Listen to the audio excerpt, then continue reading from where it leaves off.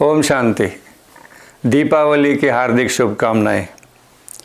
दीप हमेशा ही प्रकाश का प्रतीक रहा है और वह प्रकाश स्थूल है जो हम आज तक देखते, करते, सुनते या प्रज्वलित करते आए हैं। दीपावली को बहुत श्रृंगार होता है, लक्ष्मी का आवाहन होता है और लक्ष्मी ऐसे देखने में खड़ी लक्ष्मी होती है। कहा यह जाता है कि वो बैठती नहीं है कहीं, परंतु फिर भी ये मान्यता रही हुई है कि जिसके पास ज्ञान का प्रकाश है उसके पास अखुट खजाने भंडार भरपूर रहते हैं। हमने प्रार्थना की थी तमसो माँ ज्योतिर्गमय की, और परंतु अनुभव ये कहता है कि हम कभी उस तमस को जो आत्मा में भरा हुआ है, काम का, क्रोध का, लोभ का, मोह का, अहंकार का, इस तमस से हम बाहर नहीं आ पाए। विद्या कहा जाता है, विद्या जिसको जाना जाता है, हम उसको जान नहीं पाए कल तक। ये सब मानते हैं, ये भी मानते हैं कि लक्ष्मी आती है तो कहा जाता है पैसा हाथ का मैल है, परंतु नहीं, संपत्ति सुख का साधन है और वह संपत्ति मिलती है जब हम ज्ञान की ज्योति जगाते हैं। जब मनुष्य के अंदर ज्ञान जागृत हो जाता है तो कहा जाता है कि न ही विद्यते त्रिंशु लोकेषु किंचन ज्ञानेन सदृशम। ज्ञान के जैसा तीनों ही लोकों में कुछ है नहीं। तो वह ज्ञान प्रकाश, ज्ञान ज्योति, द लाइट आज तक हमारे अंदर नहीं आई।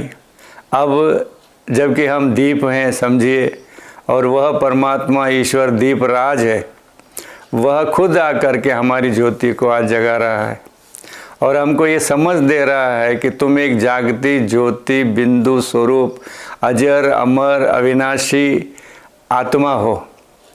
यह ज्ञान हमको आज मिल रहा है कि हम ही आत्मा हैं, हमारी आत्मा नहीं है।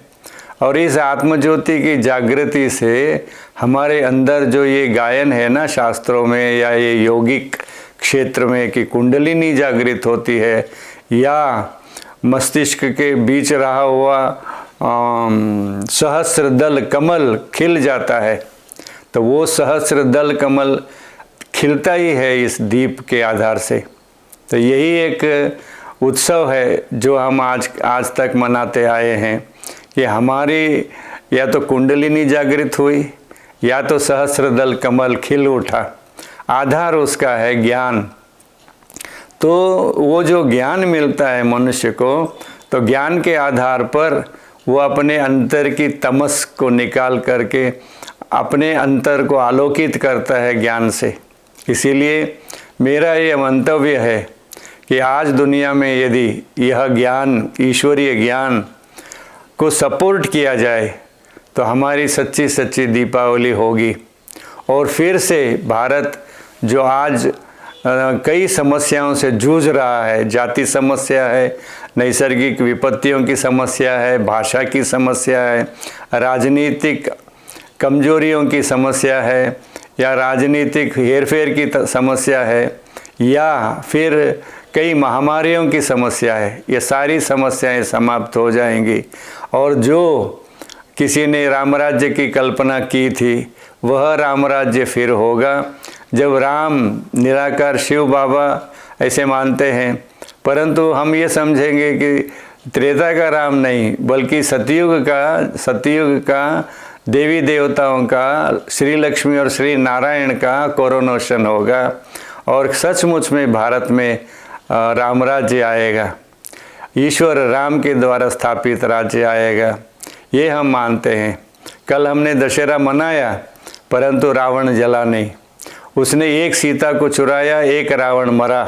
परंतु आज आप देखते हैं कई सीताओं का मानहरण हो रहा है, बलात्कार हो रहा है, मार दिया जाता है, जला दिया जाता है। कारण तमस, कारण विकार, कारण मानव के अंदर जो भीभत्सता है विकारों की, वह यदि उससे पार कोई हो सकता है तो वो केवल ज्ञान से होता है।